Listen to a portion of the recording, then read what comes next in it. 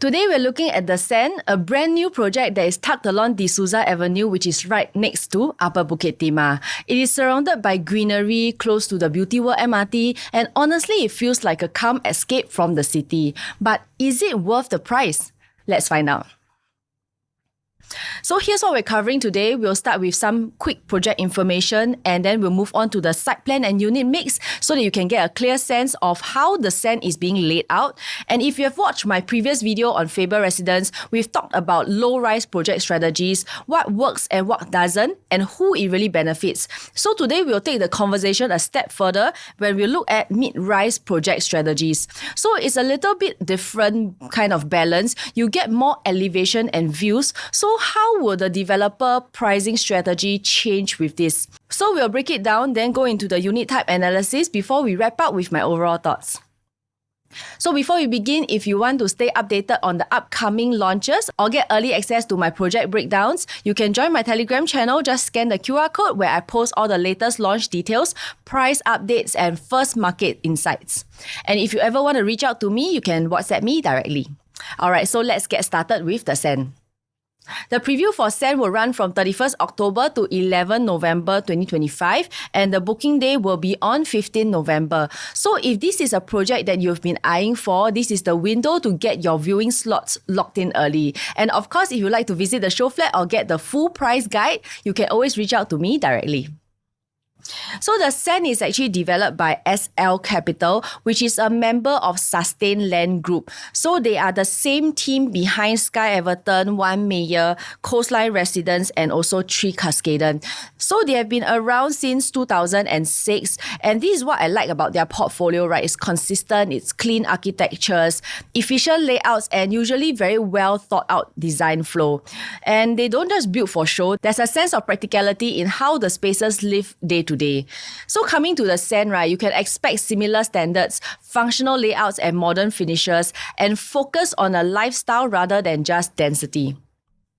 So here's a quick overview of the Sen. Again, it's developed by Sustain Land and is located along Jalan Jurong Kechil in District 21.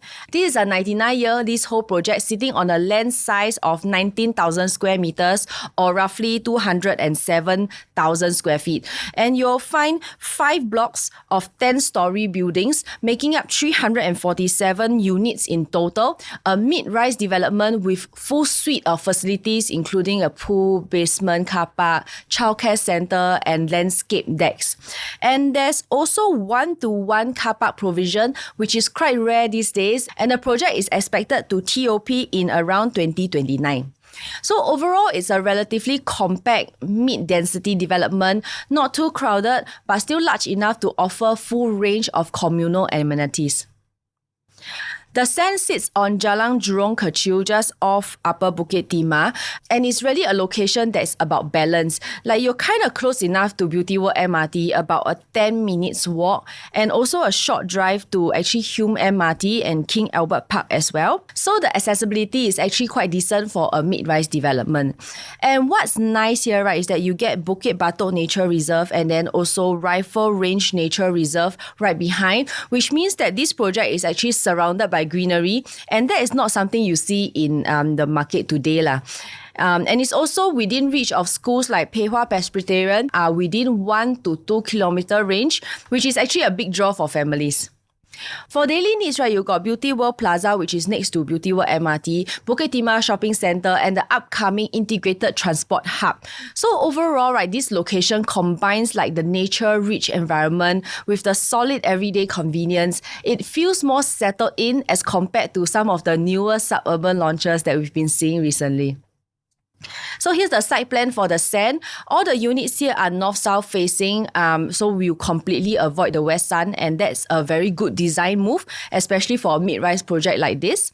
The north-facing units, which is over here, faces the Bukit Batok Nature Reserve, offering calm and green views.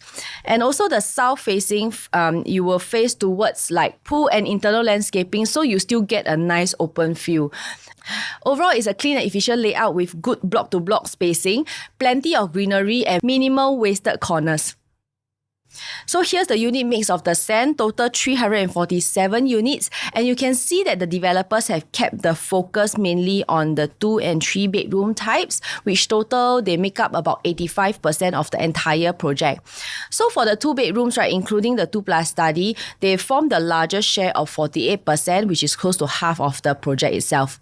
And that tells us, right, that the target audience here will likely be young or small families and upgraders. And then we have 37% of the 3 bedroom range, including the 3 bedroom plus study, which is the premium series, which gives us good flexibility for families who want a little bit more space. And lastly, we have 12% of 4 bedroom units plus study premium units, which keeps the larger segment more exclusive. So overall, I feel that this mix is quite balanced, leaning towards family orientation, but still offering enough smaller units to keep the overall quantum approachable. So here's the schematic chart for the Sen. There are 2 premium blocks over here with only 4 units per floor. So they are a little bit more exclusive with fewer neighbors and more privacy. And for the rest of the blocks, right, we have 9 units per floor. And what's interesting is how it's being configured. So the developer actually designed gaps between the blocks, right, which actually allows even the smaller units to have windows on multiple sides. And that is something that we don't often see in projects because it's always sandwiched between the other larger units. And with these windows, right, it really helps with the natural light and ventilation. So we'll actually take a closer look at the layout in the next section.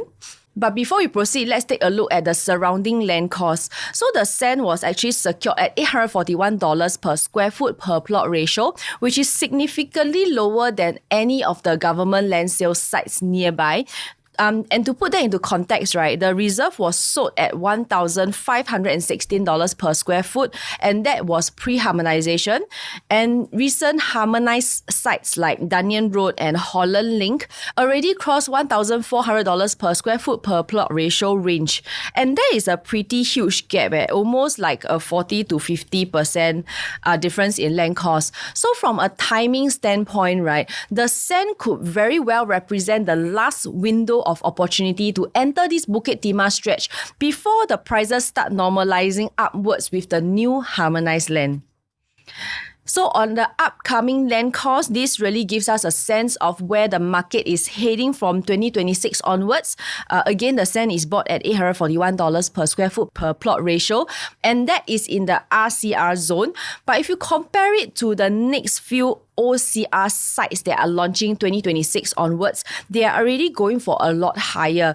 We are talking about $1,000 to $1,400 per square foot per plot ratio for areas like Dairy Farm, Lakeside, Thompson View, Bayshore, and even Chuan Grove. So that essentially means that the Sen is literally in the RCR that is sold at OCR land price, which is actually quite rare in today's market.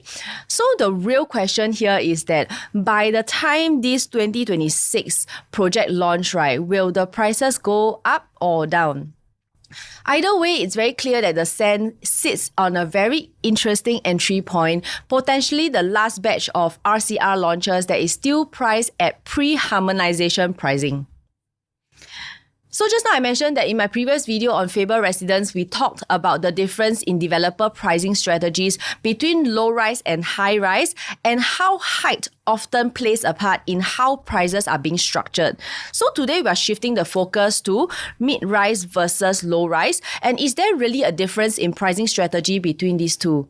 So we'll look at an example which is Daintree Residence and Foret at Bukit Timah. So we're talking about new sale here, yeah. For the Daintree Residence, which is a low-rise project, the price gap between the lowest new sale and the highest new sale for the 2-bedroom is actually 17%. And at Foret at Bukit Timah, which is a mid-rise, about 10 levels, the gap is around 15%. So basically, the price difference between low-rise and mid-rise, right, the price gap isn't very, very big. So what we can derive is that essentially for low and mid-rise, right, developers adopt a narrow pricing strategy. So basically, the low-rise and the mid-rise, right, the lowest per square foot and the highest per square foot for new sale, essentially not much of a difference. Right? It's less about how tall the project is. I think it's more about factors like the facing, the view, and the overall layout efficiency. So at this point, right, the developer has already announced the guide price, which is starting from around $2,200 per square foot. But what really matters isn't just the starting price. It's the average price that the developer wants to achieve across the whole project, because that's ultimately what determines their overall sales target and pricing control. So when I look at this 2,200 per square foot, it probably means that the price gap within this project, it will be actually quite small. They cannot afford to leave too big a spread. Otherwise, the top end units will get stuck, while the lower floors will sell out first. So the logical way to predict how far prices might go here at the Sen is to look at another project with a similar setup, which is Faber Residence. And by analyzing the price range and increment pattern at Faber, we can estimate what kind of average PSF the developer here is targeting. And that gives us a clearer sense of where the Sen's highest per square foot might eventually land. So based on this, right, the price gap of Faber Residence works out to be 16% for the 2 bedrooms. And now remember, Faber is a low-rise project, maxing out at just 5 levels. And the Sen, on the other hand, is a mid-rise going up to 10 stories. And since earlier, right, we have already established that the price gap between low-rise and mid-rise is almost the same, we can safely use this 16% margin as a guide when we estimate the Sen's pricing spread. So that means if the starting price of the Sen is $2,200 per square foot, we can project that the top end of the units might roughly reach around 16% higher. And that gives us a good sense of where the developer's average per square foot is likely to sit at. Again, based on earlier, we saw the 16% gap we saw at Faber Residence. My prediction for the Sen would be a maximum of $2,550 per square foot, and the average will sit roughly on $2,375 per square foot, which means that the developer's pricing strategy here is quite contained, which is a steady and moderate climb from the entry price of $2,200 per square foot, rather than a steep jump between floors. And because the Sen is launching based on a higher per square foot as compared to Faber, which launched at $1,995 per square foot, I think that there is a chance that the price gap may even turn out to be smaller than 16%. It feels like the developer is intentionally keeping the spread narrow to encourage steady take-up rate, ensuring that the lower and higher floor units move together, which helps maintain a more consistent price support across the project. So what is the reason why we calculate this gap in the first place? It is to help us decide, right, how we want to enter to the project. You need to know what is the difference between the lowest per square foot and the highest per square foot, because that actually determines your buying strategy. Do you actually go for the cheapest unit, or do you just pay a little bit more for the most premium one? So like for example, for a high-rise project like Sky at Holland, the 2-bedroom units range from $2,599 per square foot to $3,286 per square foot. And that is actually a $687 per square foot gap. And with such a wide gap, right, it actually makes sense to go for the lower floors because your entry price is strongly supported by the units above you. But for the Sen, right, I think the picture is a little bit different. If, let's say, the most expensive unit here is around $2,550 per square foot, then this will likely be the units that is facing the Bukit Batok Nature Reserve, which is the most premium stack. And because the price gap is only 16%, right, the difference between the lowest and highest floors is not going to be very, very drastic. So in this case, right, it would definitely make more sense to go for the best facing units. You get premium view without having to pay a huge premium in price. So before you enter any project, right, this is the kind of homework that you need to do. You need to understand the price spread, and you need to decide whether your strategy is to go and buy the best value unit or the best view unit. So now that we've covered the pricing strategy and how to approach the project, right? So we move on to the 1-bedroom analysis. For all the unit types at the Sen, right, for level 1 and level 10, they come with a 3.9 meter ceiling height. And this extra height, right, is not included in the strata area. And I feel that is quite a bonus, especially for compact layouts like the one bedroom. There are only 10 units here for the Sen for one bedder. They are at 452 square feet with actually a standard galley kitchen. But what is interesting about this layout, right, is because of how the blocks are being arranged, right? The one bedrooms here actually get a window in the kitchen and a window in the bathroom, which is extremely rare in today's market because most smaller units are usually sandwiched between the bigger ones, so they don't get the natural ventilation or light. And the configuration here at the Sen, right, there is actually gaps in between the blocks, so you actually manage to squeeze in some windows for better ventilation for most of the smaller unit types. And now when we touch on the price, now at even the upper end of the price range, right, which is about $1.15 million, the Sen's one bedroom, right, is still about 20 to 35% cheaper than all the other RCR launches one bedroom, which makes this an attractive entry point for investors. And in terms of rental, Verdale, which is just nearby, sees an average rental of $3,200 per month for its one bedrooms, and that works out to a rental yield of roughly 3.3 to 3.8%. So we move on to the 2-bedroom units. We have 5 different layouts of 2-bed, 2-bath, and 2+ study. Again, for all the level 1 and level 10 units, you enjoy 3.9 meter ceiling height that is not included in the overall strata area. The smallest 2-bedroom units here are already 2-bed, 2-bath layouts, which gives them good usability compared to other projects that still offers the 2-bed, 1-bath version.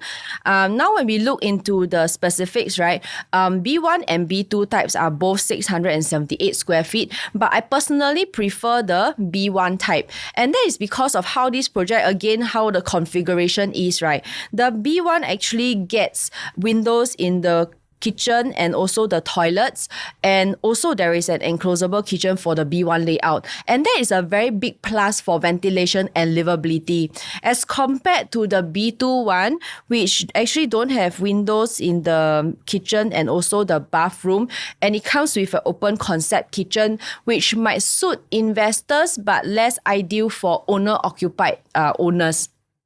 And then we compare across B1 to B3. The B3 layout is actually slightly larger at 732 square feet. And the only key difference that I can see here is that there is a slightly bigger kitchen and also an extra walkway, which will likely account for the 54 square foot difference. And out of these 3 options, right, if you are looking to keep your quantum low while still getting a very functional and well ventilated layout, right, my pick will definitely be B1. And when we compare the largest 2-bed, 2-bath earlier to the smallest 2-bed plus study, the top-up is around $70,000, which I think is pretty reasonable for the extra study space. The main difference in the layout is that while the regular 2-bed, 2-bath follows a more traditional corridor design, which gives a bit of separation between the bedrooms and the living area and improves a little bit more on the privacy part, while the 2-bed plus study adopts this dumbbell layout. And that being said, right, it is still a very sizable and efficient layout. It comes with an open concept kitchen and there is still no windows in the bathrooms. And those details, right, is what makes a very big difference for daily comfort. So for me, right, if I have to choose, my top pick will still go back to the B1 layout for the 2-bed, 2-bath series. It is better ventilated, more practical, offers a stronger livability for both owners and tenants. So we move on to the 3-bedroom analysis. We have 4 different layouts for the 3-bedroom and 3-bedroom plus study. Again, level 1 and level 10, you enjoy 3.9 meter ceiling height that is not included in the overall strata area.